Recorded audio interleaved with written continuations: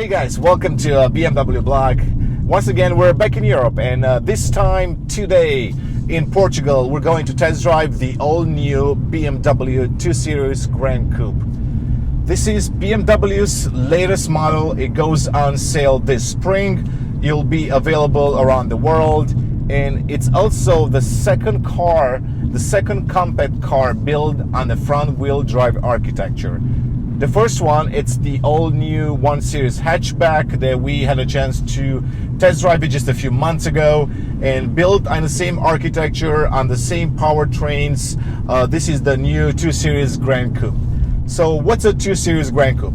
Well, it's basically a sedan with 4 doors. The fancy name, it's 4-door coupe.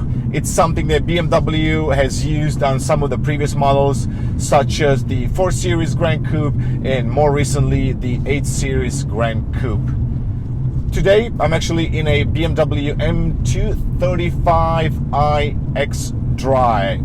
So what does it mean? This is the M performance model of the 2 Series Gran Coupe lineup, similar to the M135i xDrive hatchback. The xDrive indicates it's an all-wheel drive, and this is actually the only option available for the North American market. Under the hood, it uses the well-known 2-liter 4-cylinder engine, turbocharged, and in this particular model, it makes about 306 horsepower and 450 Newton meters of torque. All that, it's enough to take the car from 0 to 62 miles per hour, 100 kilometers per hour in about 4.9 seconds. So it's quite quick. It's actually has been tuned by M, as all the M performance cars. So the moment that you step in, you'll notice some of the M bits on it, starting with the beefier steering wheel. If you go on the outside, you're going to see the M Sports package on the car, which brings some additional sportiness to the front, a more aggressively styled front bumper. You're getting some very, very large air intakes with some black inserts, so that's kind of cool. On the bottom of the front bumper, you're also getting a front lip. Very subtle, you can barely notice it. It's blacked out, and in this particular color, alpine white, it actually makes for a very nice contrast. So what else is new with the M235i xDrive? As I said, built on the front-wheel drive architecture, but it has a few tricks to actually turn it into a fun car to drive. Before we jump into the driving experience, let's take a look at the market for the 2 Series Gran Coupe. So according to BMW, the car caters to a young demographic, extroverted people that would like to get into the brand and not having to spend a lot of money. So that's something that we've seen with some of the other models, such as the new X1 and X2, and basically that's kind of what the 2 Series Gran Coupe is trying to replicate on the compact segment. According to them, they chose the front-wheel drive platform because it enables them to use a rear suspension setup that in the end provides them with a very, very large boot space. Also, the rear subframe is mounted rigid to the body, which is good for vehicle dynamics. BMW engineers told us that it has about 450 liters of boot space, which is about 40 liters more than the current 2 Series Coupe. And if you really want to move your house with a 2 Series Gran Coupe, then you can simply fold the rear seats and the cargo space extends to a whopping 850 liters. That's quite spacious actually for a car of this size. Let's focus on the driving dynamics of the car. At the front, the car uses a Strut Suspension, so that's a great base for the driving dynamics. On the M235i Gran Coupe, BMW fitted additional bracing which goes from the struts all the way to the windscreen scuttle. Furthermore, the connection on the M235i of this brace to the strut is done with 3 bolts. On the other models, there is only 1 single bolt. So basically, that stiffens up the front end and makes use of all the engine power. Additional changes were actually made to the rear of the car as well. A very profound strut goes from 1 sill in the front of the rear wheel all the way to the back in the middle and connects to the rear subframe and across to the other side. So it kind of looks like a boomerang. since the M235i xDrive, it's the more expensive model, it also gets a very, very specific EPS tune. So basically the goal of that tune is to make the car more aggressive, more fun to drive, more engaging, and that's basically the philosophy of an M performance car. For the BMW 2 Series Gran Coupe, BMW offers two suspension setups. One of them, it's sport, and the other one adaptive, and both of them actually lower the car by 10 millimeters. So what's the weight distribution on this car? Well, according to BMW, regardless of the model that you're choosing, it's a 60-40 weight distribution, and basically that stays across all the models. So clearly, BMW engineers had a few years to work on that and make sure they deliver on the promise that regardless of the drivetrain, this is still a fun BMW, a fun car to drive, and there will be no sacrifices in that department. Clearly, there is always going to be a discussion between the front-wheel drive and the rear-wheel drive architecture.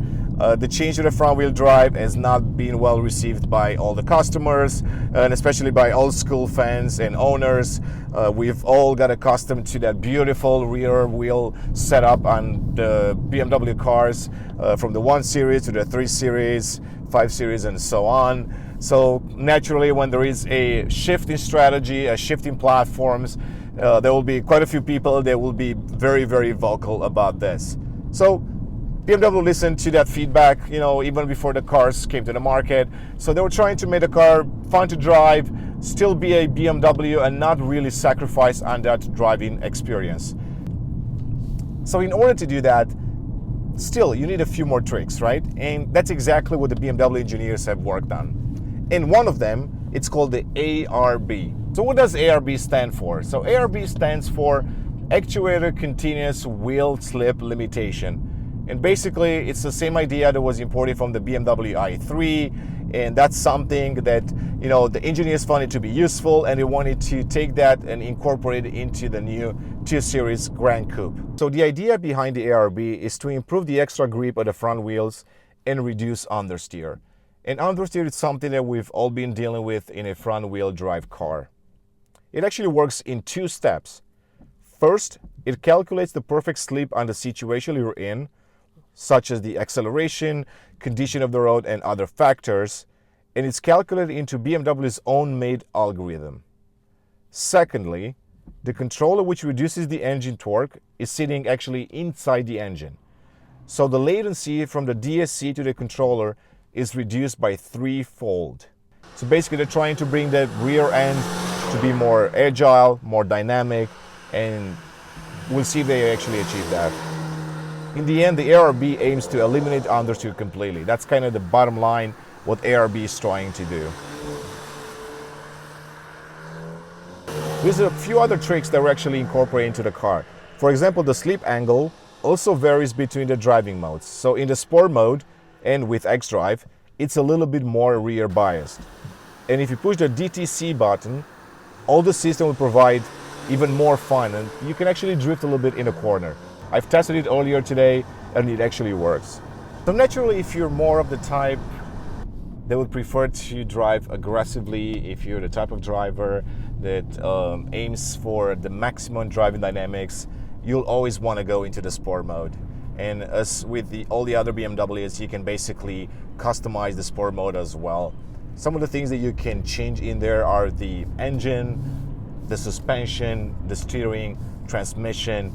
So you can play around with those settings. If you want to go more aggressive, you can put all of them in sport. If you want to be a little bit more comfortable in the suspension setup, then you can actually change that to a comfort setup.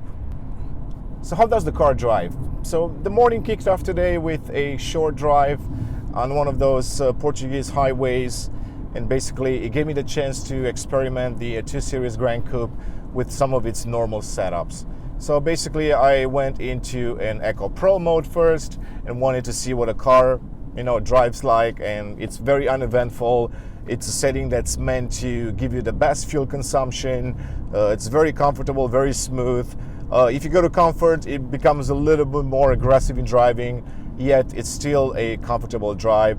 So if you use the car as a daily driver, or if you're going on some of those long trips and you have a very flat road, kind of boring, then that's a setup that you should be using. if you want to become more aggressive, if you want to have some fun, then I definitely recommend taking the car onto some curvy roads, some back roads, where you can really experiment some of the engineering done in the 2 Series Gran Coupe, and more specifically in the M235i xDrive. So how does it drive really, right? It's still a front wheel drive car, so you're gonna have that 60/40 setup. It does a little bit of understeer. It's just got that typical front wheel drive feeling. Is that a bad thing? I would say not. It's still a fun car to drive. I've had a lot of fun driving on those curvy roads. I push the car quite a bit. The tires are really grippy. The xDrive kicks in just the right amount to keep you on the straight line, but it just still gives you a little bit of tail spin. So enough to make you smile a little bit, enough to remind you that it's still a driver's car. It might not be, you know, an M car with a rear wheel setup, or a M340i with the rear wheel architecture as well, but you still feel like you're having fun with the car. So basically, the engine does a lot of the work for you. It just got a lot of torque. It pulls you out of every corner. So it's quite fun to actually go hard in the corner, brake properly, and then just floor the car as you exit the corner, and it will just pull you out, and it just gives you that, you know, feeling that you're driving a BMW.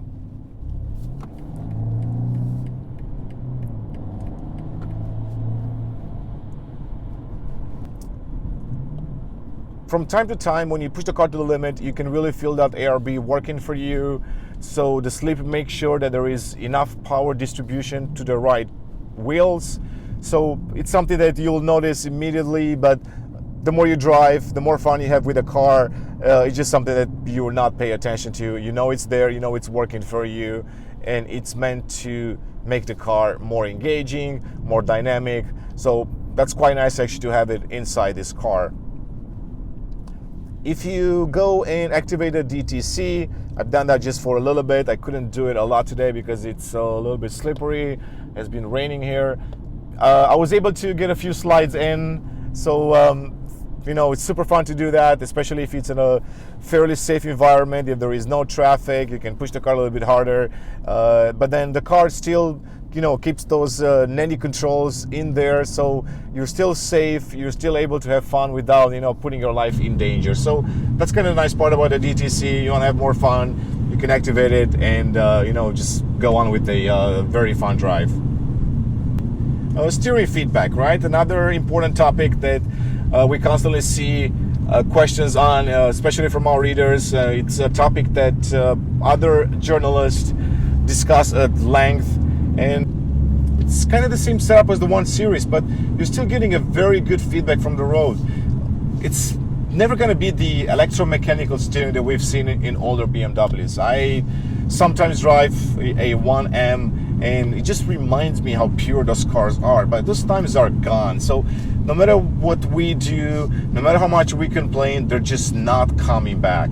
Regardless, you know, you can see with every new generation BMW that the engineers are actually working quite hard to make sure they can still deliver a very engaging steering. So in this case, I could say it's quite heavy, it's hefty, you can feel the road through the steering column. So especially when you're in the sport mode, you're really getting a lot of feedback from the steering. It's more engaging, it's more responsive, it's precise. It's never going to be as good, right, as all the other old school, you know, steerings. But that's not the point. The point is that BMW consistently improving the steering in their cars. So I've talked about the engine a little bit earlier today. This is BMW's most powerful 2-liter 4-cylinder engine that they offer today. And you can tell that compared to the M135i, the EPS, it's a little bit different, so it has been tuned to match the car, to match its proportions, its size.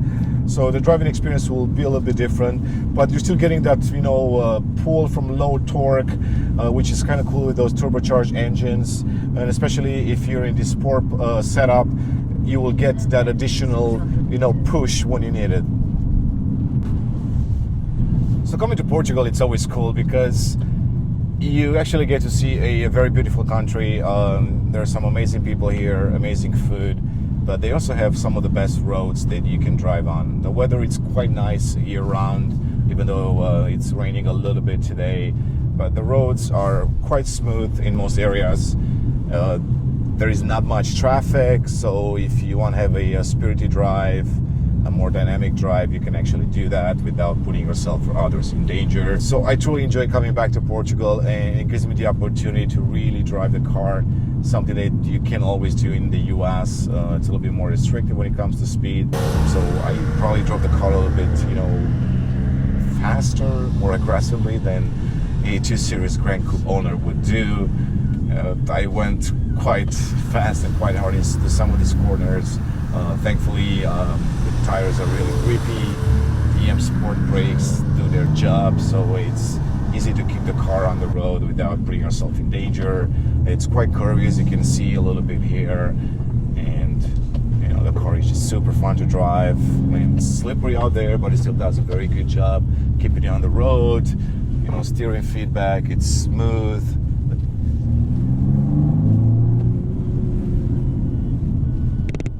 There's a little bit of understeer there, which is expected. You can actually control that with the gas pedal a little bit.